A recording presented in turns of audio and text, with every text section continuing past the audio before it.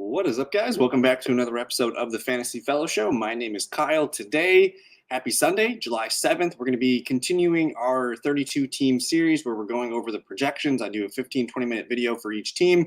Today, we are wrapping up the NFC North with Minnesota. We're going to be looking at the Vikings projections.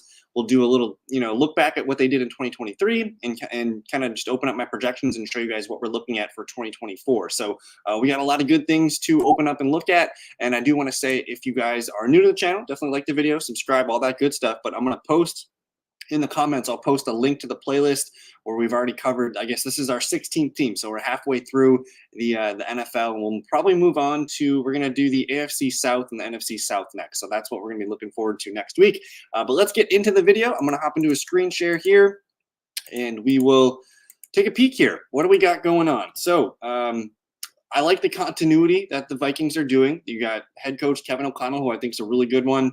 And then you got Phillips here at the offensive coordinator position. 3 straight year, I guess the 3rd year into the system, and it's working good. It's a very good system. We actually saw it was a good system last year when Kirk Cousins went down. So we'll start with the 2023 review. Last year, the Vikings were playing really good offensively before Kirk got hurt. But in 2022, they threw 672 passing attempts. They came down to 631. Some of that might have been just because of no Kirk and maybe more running with Josh Dobbs and whatnot. They actually increased their passing percentage, though, up to 67.19, up from 66.67 the year before. Passing yards came down a little bit. Again, mostly because no Kirk Cousins for the full year at 4,700, down from 418 the year before. Passing yards per attempt went up, and I think that's like a Jordan Addison bump. So they had more deep threat, more downfield stuff, another weapon to throw the ball to. Touchdowns remained the same both years, 30 and 30. Interceptions went up a little bit last year just because, more quarterbacks playing for the Vikings. And then the running game was kind of the same, roughly 393 carries, 404 the year before, 1,500 yards, 1,600 yards, kind of in the same, statistical outcome there for you guys. And the yards per carry, both about 4 yards per carry. The big difference, though, was the touchdowns. Those were at 18 in 2022, and they came down to 7 last year, more fumbles as well. So a little bit less efficiency in the running game in 2023. A little bit more efficiency in the passing game, more yards per attempt, less passing attempts, but the numbers kind of stayed the same. So they got more with less passing attempts, got a little bit less with the running game. And it's all about Kirk Cousins, man. He only played in 8 games last year. You had to deal with Nick Mullins, Josh Dobbs, Jaren Hall didn't really get a lot of time in there, but it was mostly Dobbs and Mullins, basically, 4 or 5 games each. And Mullins came in and played really well. He was actually really, really solid down the stretch. He threw 67%, 1,300 yards, 8.82 yards per attempt.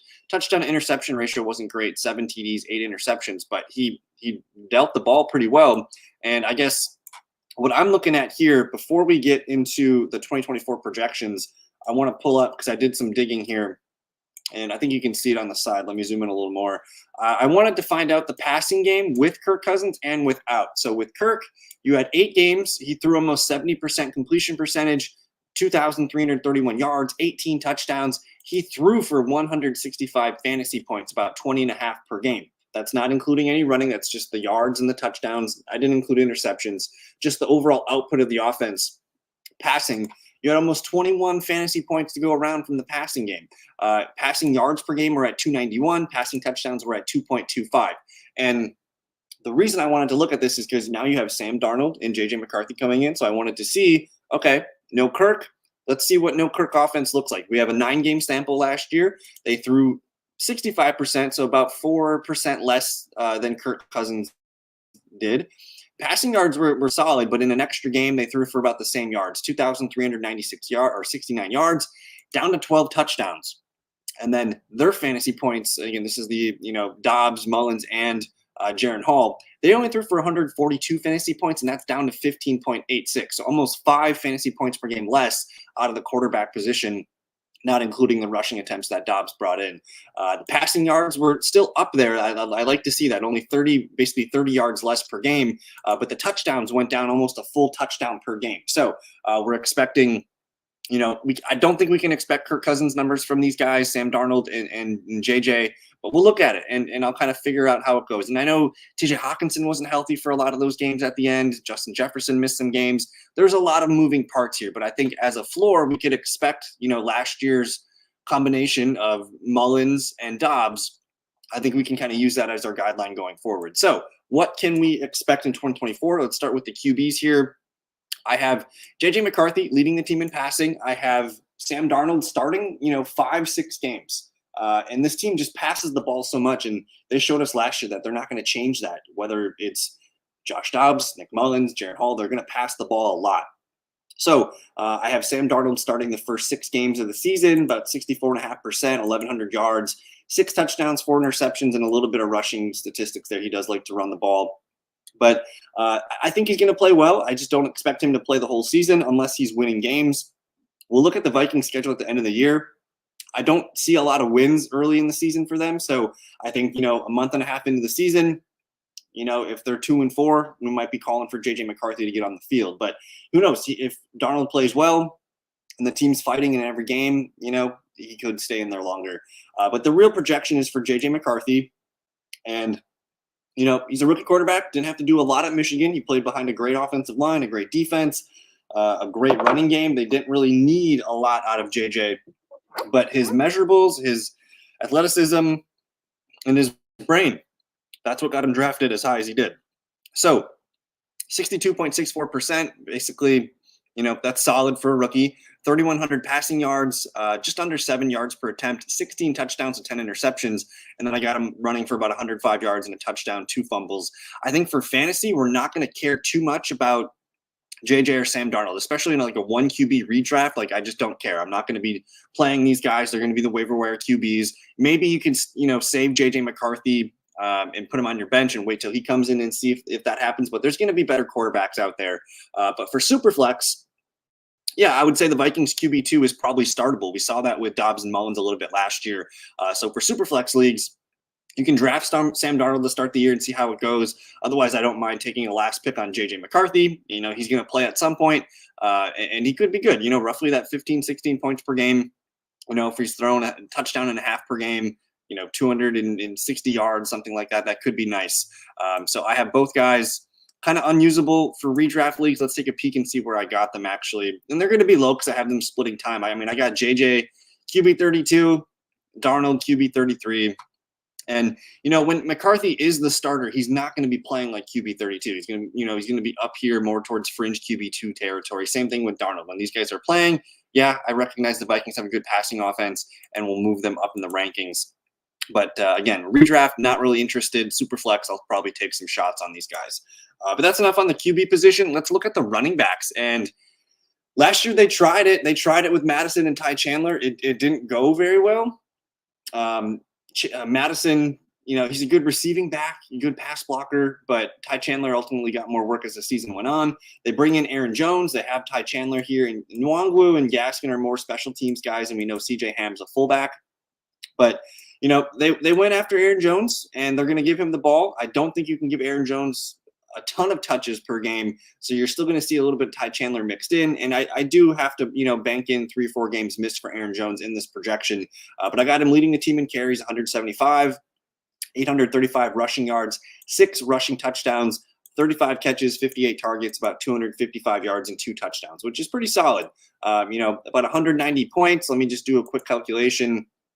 Say he plays 13 games, 190 divided by 13, that's going to give you about 14.5 per game, which is solid. That's almost an RB1 when he's out there healthy, and you can get him for pretty cheap in fantasy drafts right now. It's just, is he going to stay healthy for a full 16, 17 games? We'll see. I think the Packers really found a good way to use Aaron Jones and keep him fresh and make sure he's not getting 300 touches in the season. So I kind of expect the same, somewhere between 200 and 225 total touches for Aaron Jones makes sense to me. And, keep him fresh, man. He's a good player. He was one of the best running backs in football down the stretch last year. So I think the Vikings got something nice there. And he should boost their rushing efficiency because he's just really good. But Ty Chandler is sneaky, man. Because if Aaron Jones does end up missing 3-4 games, we're going to be talking about Ty Chandler, whether it's on the waiver wire or, do I start him as my RB2, something like that. I think he's going to get mixed in. He's a good passing down back, and he ran pretty well last year, 125 Rushing attempts, I'm projecting 575 yards, 3 touchdowns, and then some decent work in the receiving game, 25 receptions, 32 targets, about 190 yards and a touchdown. So I don't take a lot of Aaron Jones in best ball just because I'm nervous about missing time. And if you play an underdog or DraftKings, will he be available weeks 15, 16, 17? I'm not sure. So I take more Ty Chandler than I take Aaron Jones, because I think Ty Chandler is a sneaky back. He's going to have a base role, whether it's 6 to 10 carries per game and a couple catches. And then in the event that Jones does miss time, you got something with Ty Chandler there. So I think the Vikings running game is going to be more used this year than we've seen in the last 2 years. And I think it's going to be their best running back under the Kevin O'Connell era. Nwangwu and Gaskin are just, role players, special teams guys. We won't talk much about them. If we do end up talking about them, it's not good for the Vikings, so hopefully we don't have to worry about that. But that's enough on the RBs. Let's talk about the receivers, and that's where the meat of this team is for fantasy. You got Justin Jefferson, got the big paycheck. He's looking good. Jordan Addison, wide receiver 2, really fun year 2 guy here. Brandon Powell, Trent Sherfield, Jalen Nailor, and N'Keal Harry. Competition at wide receiver 3. I think Brandon Powell is the leading favorite for that role here. But honestly, we only care about JJ and Addison.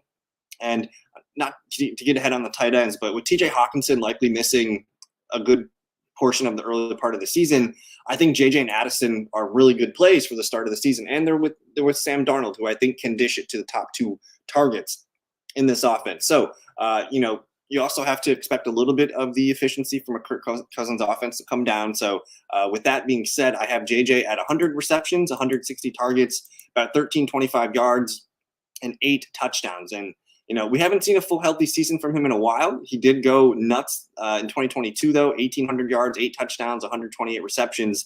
I don't think we're looking at that quite yet. Maybe in 2025 if we like what we got from JJ. But just to me, it's kind of just an average projection for Justin Jefferson. I think I don't know if he's a top 5 fantasy receiver. You kind of have to draft him as one. But I think he's a lock for top 10. And he's going to have some ups and downs with that quarterback play. But overall, man, no TJ Hawkinson, he's going to get fed his targets. So, continue to draft him as your wide receiver 1. I just prefer, I take CD, I take Tyreek, I take Jamar Chase, and sometimes Amon-Ra. So to me, he's wide receiver 5 in a typical drafting rankings, but he's still a great player. He could be a top 5 receiver. My money's more on between 6 and 10. So with Jordan Addison, though, again, no TJ Hawkinson. I expect him to be able to grow from his nice rookie season. I had him at 74 receptions, 115 targets, just under 900 yards and 5 touchdowns, which he caught 10 touchdowns last year. He was at 911 yards. I don't think the deep ball is as good for Sam Darnold. We'll have to see on JJ McCarthy. So I don't know if his yards per catch are going to be as high as they were last year. Again, a lot of those games came with Kirk Cousins and no Justin Jefferson in them. But 70 catches, I got him at 74. I got him a little bit more targets and about the same amount of yards. And I think he's a nice rotational wide receiver 3 flex for you. You can get him as your wide receiver 3 or 4. I think that's what you want from him. And then if we're talking about Brandon Powell or Trent Sherfield, something's gone wrong for this team. And again, my money's on Brandon Powell being that wide receiver 3 for you guys. But we'll move on to the tight ends real quick here. And for fantasy guys, I'm not drafting TJ Hawkinson. I don't recommend drafting TJ Hawkinson this year. He had a really late injury to the knee. And it was, I think, both MCL and ACL, if I'm not mistaken. And he waited to have the surgery. I think it was late January when he had the surgery. And typically, best case scenario for these injuries are 9 months out. So February, March, April, May, June, July, August, September, October. So October is the 9-month out trajectory. So I think he's a lock for PUP. Don't expect him to see him in training camp. And if he's out into October, that's 6 to 7, 8 games that he might be missing this year. And when he does come back, is he 100%? Probably not this year. He's a 27-year-old white tight end. He's not going to be, a young spring chicken 21, 22 where they can bounce back like that. So he could be a nice weapon, if you want to wait on him. But for me in a redraft league, I'm not going to roster a guy for a month to 2 months and hope that he can come back from an ACL injury. So he's off my board. I do have him as a leading tight end at 40 catches, 60 targets, 405 yards, and 2 touchdowns. I'm giving him 9 to 10 games for a projection. I don't really feel great about him this year, though. So I don't know. Take him at your own risk. But again, you're going to be without him for a good chunk of the early part of the year. The backups there are interesting, though. Josh Oliver is a good receiving tight end, and Johnny Munt's a really good blocking kind of all-around tight end. And it's going to be a mixture of both when TJ Hawkinson's out. But I do have Oliver as the leading receiving tight end at 25 catches, 40 targets, 265 yards and a touchdown, and Johnny Munt 15 for 25 targets, 155 yards and a touchdown. So I'm kind of just not recommending a Vikings tight end this year. I think if you're drafting a Viking, it's JJ or Addison. Shots on Aaron Jones, shots on Ty Chandler. That's probably where I'll be. But let's finish up with the 2024 recap here. I'll kind of remind you guys where I have everybody ranked. The quarterbacks play. Super flex leagues is where I'd recommend them. JJ McCarthy and Sam Darnold every week. That whoever's the starter, they're going to be a fringe QB2, top 25, top 20-ish. And they'll have their spike weeks here and there. And they play in a dome, so that's kind of nice too. But my money's on JJ McCarthy playing more games than Sam Darnold. For running backs, I got Aaron Jones at RB23. And again, that's with him missing 3 or 4 games. When he does play, I think he's more in that range of like RB12 to 16, a high-end RB2 for you. And then Ty Chandler, who I like a decent amount. I got him down here at RB42. He's a backup role player. He can be your RB4 or 5 in a redraft league and just kind of hold on to him and see what happens. He's probably going to go undrafted in most redraft leagues, but just keep an eye on him and remember the name. He's a good player. Justin Jefferson for the receivers is actually my wide receiver 8 in my projections, and just a few points behind the guys ahead of him. But I still would rank him as my wide receiver 5, but in my projections, he just comes down a little bit. And that's with me kind of, being very cautious with his projection. I still think he's got a chance for top 5 receiver, but again, I feel better about him being that 6 to 10 range. And then I do have Jordan Addison kind of farther down the list at wide receiver 43. And again, that might be really low. There's 42 receivers ahead of him in my projections. There's going to be injuries to 10, 12 of those guys. He could finish as a top 36, top 30 receiver. I get a little bit nervous about the deep ball not being there for Minnesota this year. JJ is going to be hopefully healthy for the whole year, but Addison does have that ability to take over as the number 2 target where Hawkinson was last year. So I like Addison as my wide receiver 3/4 as a flex player. And then tight ends, I don't have a tight end here. I have Hawkinson down here at tight end 29. So when he does get back on the field, he could be a nice low end tight end 1. But I think by then, hopefully you've already got a tight end in your roster as a top 10, top 12 tight end that you're already banking on for points. Josh Oliver might be of use at the beginning part of the season, but we'll have to watch that in training camp. But that's it. That is the 2024 Minnesota Vikings. I did want to touch on the schedule real quick. Let me actually pull that up here on my phone. I'm nervous about the Vikings. I think it's going to be somewhat of a frustrating year. That defense still needs a little bit of work, but if I look at the Vikings schedule, I just want to read it out to you guys and just think, as I say the team, are the Vikings going to beat that team? I think the schedule to me is pretty tough. Week 1, though, they're going to play the Giants, which is nice. They should be able to beat the Giants. Week 2, though, they're going to get San Francisco. That's probably a loss. Houston, probably a loss. They're going to go at Green Bay week 3. I'm going to give that to Green Bay. And then the New York Jets, that's going to be tough. So maybe 1-4, 2-3 to start the year. Then they get their bye week 6. After the bye, they're at home against Detroit. That might be a loss. At LA Rams, that's a toss-up, but probably I would lean Rams. The Colts is a toss-up. At Jacksonville, toss-up. At Tennessee, they could win that one. At Chicago, they could win that one. Versus Arizona, that's more of a toss-up. Versus Atlanta, I might give that edge to Atlanta. Another one against Chicago, at Seattle, Green Bay, Detroit. I think this team's probably looking at 6 to 7 wins this year. And we'll see how JJ McCarthy can do. So that's it for the Minnesota Vikings, though. Let me know what you guys think in the comments. Don't forget to like the video, subscribe, all that good stuff. And check out the playlist in the comments. Check out some of the other videos, and we'll keep moving into the AFC South next. So thank you guys for your time. Appreciate you. We'll see you next time. Peace.